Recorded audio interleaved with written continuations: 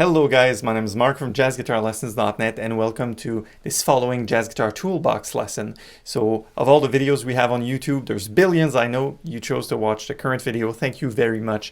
And I will try to fulfill my mandate, which is to help you play jazz guitar better. So of course what I want to do today in this toolbox is to show you the most typical jazz guitar progressions that are found in jazz and also some of their variations.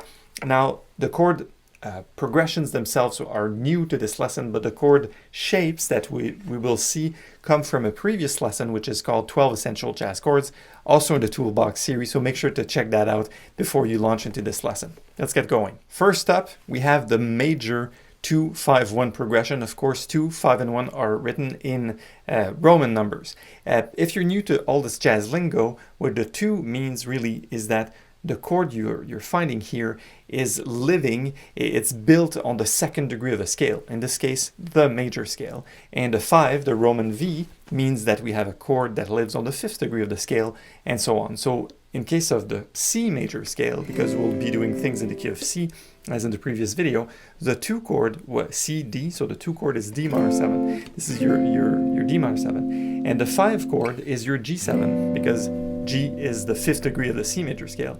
And finally, the 1 is your C major 7 chord. So once again, that's your first 2-5-1, 2 and 5 and 1. Now there's variations on this. Of course, a common variation is to take the G7, this guy, and to make it a D flat 7. So up here, up a tritone, and this is typically called the tritone substitution. You can hear this on standards such as Autumn Leaves. You can hear this on Green Dolphin Street. You can hear this on Girl from Ipanema. So your progression turns from D minor 7 to G7 to C major 7 into D minor 7, D flat 7 into C major 7. And in Roman numbers, we would call this 2, flat 2 into 1. Now let me demonstrate the progression, the same 2-5-1, but started with a different position. We had our D minor here, but if we started here, we have a D minor 7, and then we have our G7 like this.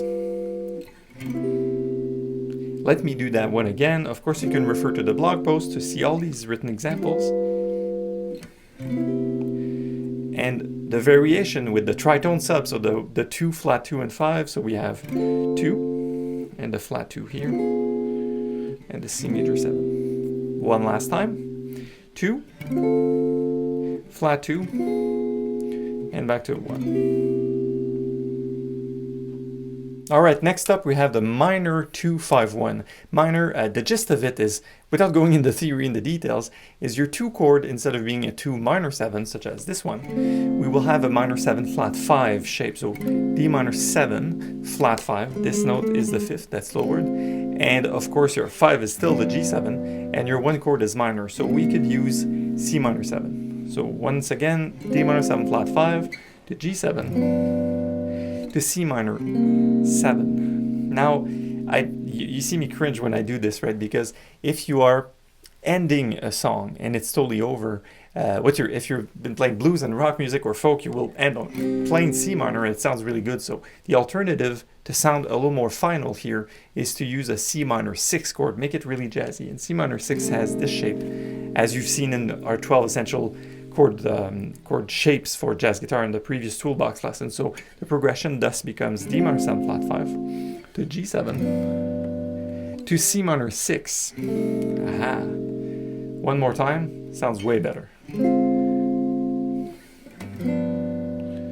And here, C minor 6. Now, of course, as we've done with the major 2-5-1, with the minor 2-5-1, we're going to take all of this up in the next position. So our D minor 7 becomes D minor 7 flat 5 here. So make sure you squeeze all these fingers. They have large hands, so they occupy a tiny amount of space on your fretboard. D minor 7 flat 5 into your G7, and then to your C minor 7. Alternatively, of course, you might want to do D minor 7 to your G7 to your C minor 6. That sounds good. One last time with this one. D minor 7 flat 5, G7 into your C minor 6. Awesome. And now for another progression. So the 1-6 1-6-2-5, which is a timeless progression that's going to be the last in this video, where you will need that to play, perform on blues turnaround, in the jazz style at least. So blues turnarounds, rhythm changes, and a lot of standard songs, they reuse that same progression because it's it wraps things around nicely. So the one chord we haven't seen today is the 6th chord. So of course our 2 and our 5 are set, the G7 and then the C major 7. What we're missing is A minor 7. That's the 6th chord, 6 Roman, VI, you know, Roman 6 in the key of C major. So let us do, just for fun, a few rounds of C major 7 to A minor 7, D minor 7, G7. So C major 7, A minor 7, D minor 7, G7. 1-6-2-5. 4 on the floor, 2 beats each. 1, 2, 3, 4. 1. Again. 1, 6, 2, 5. 1, 6, 2, 5. And that's it. Good job. Of course, now if you would be performing blues or something, say in the key of C, your chord, instead of being C major 7, it would be a C7. And you could make your 6th chord your A, instead of being an A minor 7, you could make it an A7. So it's still 1, 6, 2, and 5. However, the chord qualities have changed. So let's rehearse this one again with a good little 4 on the floor feel. 1, 2, 3, 4, C7, A7, D minor 7, G7. Again, C7, A7, D minor 7, and we're done. Good job. In this video, so far as we've done, we've always taken our stuff from the 3rd fret here all the way up. So let's do the same with our 1-6-2-5. So one chord will be here, and our 6th chord will be here, and our D minor 7 will be here, the 2 and the 5. So 1, 6, 2, and 5. And of course, let's do the same for our C7 chord. So 1, 1, 7, 1 dominant 7, the A7, the D minor 7, the G7. And one last round. 1, 6, 2, and 5. Of course, you know, guys, all these shapes are movable. So now we're in the key of C. If you wish to play in the key of, say, B flat, all you have to do is take that 2 frets down and it still works like a charm. So you might have noticed in our very last example that you had some pretty funky voice leading that things don't really follow. So one thing you might want to do is you might mix and match your position. So let's start with C major 7 here, but your A7 is here this time. You know, you're allowed to do this to mix the lower position of your chord to the higher and see which one sounds best. So what you're going to hear is,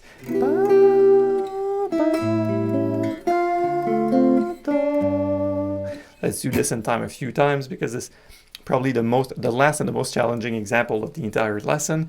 1, 2, 3, 4.